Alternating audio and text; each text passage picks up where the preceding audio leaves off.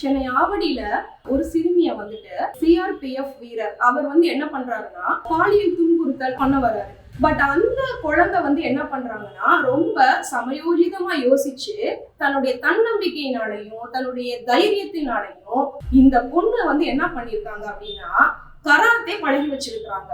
அந்த கராத்தே மூலமா பாலியல் துன்புறுத்தல் செய்ய வந்த அந்த சிஆர்பிஎஃப் போலீஸ அடி அடின்னு அடிச்சு மூஞ்சி முகரெல்லாம் பிச்சு எரிஞ்சிருக்கிறாங்க. தன்னை தொட விடாம தடுத்து அதுல இருந்து மீண்டு வந்திருக்காங்க அப்படின்னா இது எவ்வளவு பெரிய விஷயமா இருக்கும். இந்த மாதிரி ஒவ்வொரு பெண் குழந்தைகளும் பாத்தீங்கன்னா ஒரு தற்காப்பு கலையை கண்டிப்பா நம்ம கத்து வச்சுக்கணும். கொஞ்சம் கூட பயம் இல்லாம அந்த பொண்ணு இன்னைக்கு தனியா நின்று அந்த வீரரை எதிர்கொண்டு தன்னை காப்பாத்தி இருக்காங்க அப்படின்னா உண்மையிலே அந்த பொண்ணுக்கு ஒரு பெரிய சல்யூட் அடிக்கணும்.